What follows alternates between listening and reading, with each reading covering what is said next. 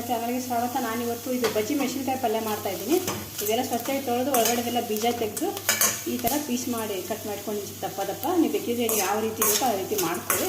ಇದು ನೀರಿನ ಅಂಶ ಎಲ್ಲ ಹೋಗೋವರೆಗೂ ಸ್ವಲ್ಪ ಈ ಥರ ಡ್ರೈ ಫ್ರೈ ಮಾಡ್ಕೊಳ್ಳೋಣ. ತುಂಬ ಡ್ರೈ ಮಾಡ್ಕೊಳ್ಳೋಕೆ ಹೋಗಬೇಡಿ, ಎಣ್ಣೆದು ಹಾಕೋಕೆ ಮುಂಚೆ ಅದು ಘಾಟ್ ಎದ್ಬಿಡುತ್ತೆ. ಸ್ವಲ್ಪ ಇವಾಗ ಎಣ್ಣೆ ಹಾಕೋಣ. ಇದಕ್ಕೆ ಇನ್ನೊಂದು ಚೂರು ಹಸಿ ಇರ್ಲಿಕ್ಕೆ ಹಾಕೊಂಡ್ಬಿಡೋಣ. ಇಲ್ಲಾಂದರೆ ಒಂದು ಬಟ್ಟೆ ತೊಗೊಂಡು ಒರೆಸ್ಬಿಟ್ಟು ಕೂಡ ನೀವು ಮಾಡ್ಕೋಬೋದು. ಡೈರೆಕ್ಟಾಗಿ ಎಣ್ಣೆ ಹಾಕಿ ಆ ಥರ ಫ್ರೈ ಮಾಡ್ದೇ ಎಣ್ಣೆ ಹಾಕ್ಬಿಟ್ಟು ಸ್ಟಾರ್ಟ್ ಮಾಡ್ಕೋಬೋದು. ಇಲ್ಲಾಂದರೆ ಘಾಟ್ ಎದ್ಬಿಟ್ಟು ಒಂಥರ ಕೆಂಪು ಬರೋ ಸ್ಟಾರ್ಟ್ ಆಗುತ್ತೆ. ಒಂದೊಂದು ಟೈಮ್ ಮೆಣಸಿನ್ಕಾಯಿ ತುಂಬ ಖಾರ ಇರೋದ್ರಿಂದ ಆ ಥರ ಆಗುತ್ತೆ. ಖಾರ ಇರಲಿಲ್ಲ ಅಂದರೆ ಏನು ತೊಂದರೆ ಆಗೋಲ್ಲ. ಉರಿ ಸಣ್ಣ ಇರ್ತೀವಿ.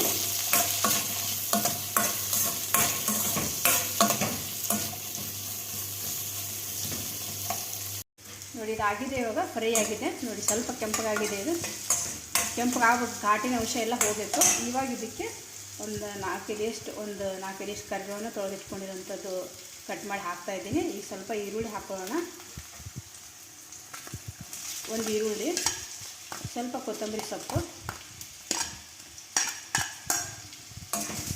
ನಾನು ಸ್ವಲ್ಪ ಕೊತ್ತಂಬರಿ ಸೊಪ್ಪು ಹಾಕ್ತಾಯಿದ್ದೀನಿ. ಇದು ಚೆನ್ನಾಗಿ ಫ್ರೈ ಮಾಡ್ಕೊಳ್ಳೋಣ.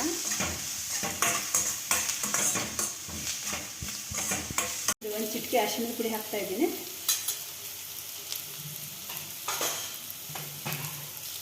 ರುಚಿ ತಕ್ಕಷ್ಟು ಉಪ್ಪು ಹಾಕೋಣ. ಎಷ್ಟು ಮೆಣಸಿನ್ಕಾಯಿ ತೊಗೊಂಡಿರುತ್ತೆ, ನಾವು 3 ಮೆಣಸಿನ್ಕಾಯಿ ತೊಗೊಂಡಿದ್ದೆ ದಪ್ಪ ಇರೋದು. ನೀವು ಎಷ್ಟು ತೊಗೊಂಡಿದ್ರೆ ಅದರ ಪ್ರಮಾಣನ ನೋಡಿ ಹಾಕ್ಕೊಳ್ಳಿ. ಜಾಸ್ತಿ ಹಾಕೊಂಡ್ರೆ ಜಾಸ್ತಿ ಆಗುತ್ತೆ.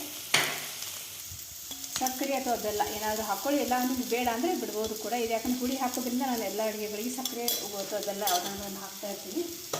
ಇದನ್ನು ಸ್ವಲ್ಪ ಮಿಕ್ಸ್ ಮಾಡ್ಕೊಳ್ಳೋಣ. ಈ ಥರ ಸ್ವಲ್ಪ ಸಣ್ಣ ಉರಿ ಇಟ್ಕೊಳ್ಳಿಲ್ಲ ಅಂದ್ರೆ ಹಾಕಾಗ್ಬಿಡುತ್ತೆ, ಸಮ್ಮ ಸ್ಟಾರ್ಟ್ ಆಗಿಬಿಡುತ್ತೆ. ಆಮೇಲೆ ಎಲ್ಲರೂ ಬಡಿ ನನ್ನನ್ನು ಈ ಥರ ಹೇಳ್ಕೊಟ್ಟಿದ್ದಾರೆ ಅಡುಗೆ ಅಂತ. ಇದು ಬಿಳಿ ಎಳ್ಳು ಮತ್ತು ಒಂದು 5-6 ಕಾಳು ಮೆಂತ್ಯ ಕಾಳು ತೊಗೊಂಡು ಸ್ವಲ್ಪ ಕೆಂಪಿಗೆ ಫ್ರೈ ಮಾಡಿಕೊಂಡು ಕೂಟಿಟ್ಕೊಂಡಿದ್ದೀನಿ. ವಿಡಿಯೋ ಲಾಂಗ್ ಆಗಬಾರ್ದು ಅಂತ ನಾನು ಎಂಡಲ್ಲಿ ತೋರಿಸ್ತಾ ಇದ್ದೀನಿ. ಸಣ್ಣಗೆ ಪೌಡ್ರ್ ಮಾಡ್ಕೊಂಡು ನೋಡಿ ಇದು ಹಾಕ್ತಾಯಿದ್ದೀನಿ. ಇದಕ್ಕೆ ಇದು ತುಂಬ ಟೇಸ್ಟ್ ಕೊಡುತ್ತೆ ಇದಕ್ಕೆ ಹಾಕೋದ್ರಿಂದ. ನೋಡಿ ಸ್ಟವ್ ಆಫ್ ಮಾಡ್ಕೊಂಡಿದ್ದೀನಿ, ನಾನು ಘಾಟ್ ಇರಬಾರ್ದು ಅಂತ. ಇದು ಶುಂಠಿ ಬೆಳ್ಳುಳ್ಳಿ ಪೇಸ್ಟು.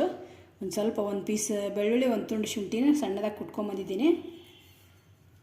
ಫ್ರೆಶ್ಶಾಗಿ ಹಾಕೋದು ಒಳ್ಳೆಯದು ಅಂತ ನಾನು ಫ್ರೆಶ್ಶಾಗೇ ಮಾಡೋದು. ನೋಡಿ ಇವಾಗ ಸ್ಟವ್ ಹಚ್ಕೊಂಡಿದ್ದೀನಿ ನಾನು, ಯಾಕಂದ್ರೆ ತುಂಬ ಘಾಟ್ ಇರಬಾರ್ದು, ತುಂಬ ಕಡಾಯಿ ಕಾಯಿಗರಿ ಇದಾಗುತ್ತೆ ಅಂತ. ಈಗೆಲ್ಲ ಮಿಕ್ಸ್ ಮಾಡ್ಕೊಳ್ಳೋಣ. ಮೀಡಿಯಮ್ ಉರಿ ಇಟ್ಟಿದ್ದೀನಿ. ಚೆನ್ನಾಗಿ ಕಾಣಿಸ್ತಾ ಇದೆ, ನೋಡ್ತಾ ಇದ್ದರೆ ಹಾಗೆ ತಿನ್ನಬೇಕು ಅಂತ ಅನಿಸುತ್ತೆ.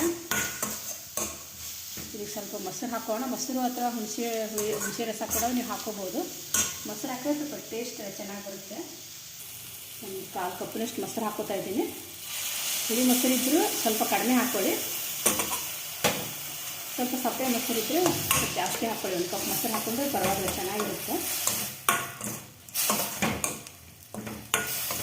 ಮೊಸರಿನ ಗ್ಲಾಸಲ್ಲಿ ಸ್ವಲ್ಪ ನೀರು ಹಾಕಿ ಅಲ್ಲಾಡಿಸಿ ಹಾಕ್ತಾಯಿದ್ದೀನಿ ನಾನು. ನಿಮ್ಗೆ ಎಷ್ಟು ರಸ ಬೇಕೋ ಅಷ್ಟು ನೀರು ಹಾಕ್ಕೊಂಡು ಮಾಡ್ಕೊಳ್ಳಿ. ಸ್ವಲ್ಪ ರಸ ಗಟ್ಟಿ ಇದ್ದಷ್ಟು ಚೆನ್ನಾಗಿರುತ್ತೆ. ಇದನ್ನು ಸ್ವಲ್ಪ ಬೇಯಿಸ್ಕೊಳ್ಳೋಣ. ಒಂದು 10 ನಿಮಿಷ. ಆಲ್ರೆಡಿ ಫ್ರೈ ಮಾಡಿರೋದಂದ್ರೆ ಜಾಸ್ತಿ ಏನು ಬೇಯಿಸ್ಕೊಳ್ಬೇಕಾಗಿ, ಸ್ವಲ್ಪ ಮೆತ್ತಗಾಗೋವರೆಗೂ ಬೇಯಿಸ್ಕೊಳ್ಳೋಣ.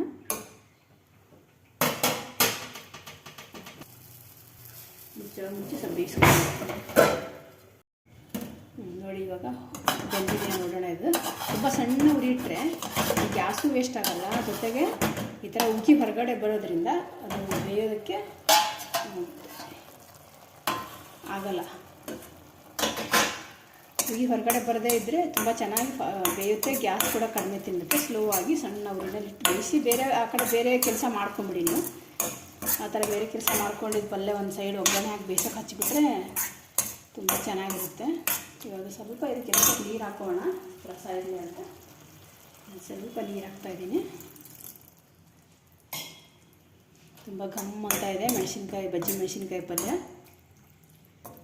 ಚಪಾತಿ, ಅನ್ನ, ರೊಟ್ಟಿ ಯಾವುದ್ರ ಜೊತೆ ಬೇಕಾದ್ರೂ ತಿನ್ಬೋದು. ಇನ್ನೊಂದು ಸ್ವಲ್ಪ ಬೇಯಿಸ್ಕೊಳ್ಳೋಣ. ಇನ್ನೊಂದು 2-3 ನಿಮಿಷ ಬೇಯಿಸ್ಕೊಳ್ಳೋಣ. ಈ ಥರ ಉಪ್ಪು ಎಲ್ಲ ಕರೆಕ್ಟಾಗಿದೆಯಲ್ಲ ಅಂತ, ಒಂದು ಟೈಮ್ ಹುಳಿ ಉಪ್ಪು ಕರೆಕ್ಟಾಗಿದೆಯಲ್ಲ ಒಂದು ಸ್ವಲ್ಪ ನೋಡ್ಕೊಂಬಿಡಿ. ಈ ಥರ ರಸ ತೊಗೊಂಡು ಕೈಯಲ್ಲಿ ಹಾಕ್ಕೊಂಡಿಗೆ ಮಸ್ತಾಗಿದೆ. ಟೇಸ್ಟ್ ಮಸ್ತ್ ಬಂದಿದೆ. ನೋಡಿ ಇದು ಬೆಂದಿದೆ, ಎಷ್ಟು ಚೆನ್ನಾಗಿ ಬೆಂದಿದೆ ಅಂತ ತೋರಿಸ್ತೀನಿ ನನಗೆ. ನೋಡಿ ಈ ಥರ ಬೇಯಿಸ್ಕೋಬೇಕು ಅದಕ್ಕೆ. ಇವಾಗ ಇದನ್ನು ಆಫ್ ಮಾಡ್ತಾಯಿದ್ದೀನಿ. ಆಫ್ ಮಾಡಿ ಬೇರೆ ಪಾತ್ರೆ ಹಾಕೋಣ. ತೆಗಿತಾ ಇದ್ದೀನಿ. ಬಿಸಿ ಬಿಸಿಯಾದ ಮೆಣಸಿನ್ಕಾಯಿ ಪಲ್ಯ ರೆಡಿಯಾಗಿದೆ. ಚಪಾತಿ, ಅನ್ನ, ರೊಟ್ಟಿ ಜೊತೆಗೆ. ನೀವು ಕೂಡ ಮಾಡಿ ನೋಡಿ. ಇಷ್ಟ ಆದರೆ ಒಂದು ಲೈಕ್ ಕೊಡಿ, ಸಬ್ಸ್ಕ್ರೈಬ್ ಮಾಡಿಕೊಡಿ, ಶೇರ್ ಮಾಡಿ ದಯವಿಟ್ಟು. ನಮಸ್ಕಾರ.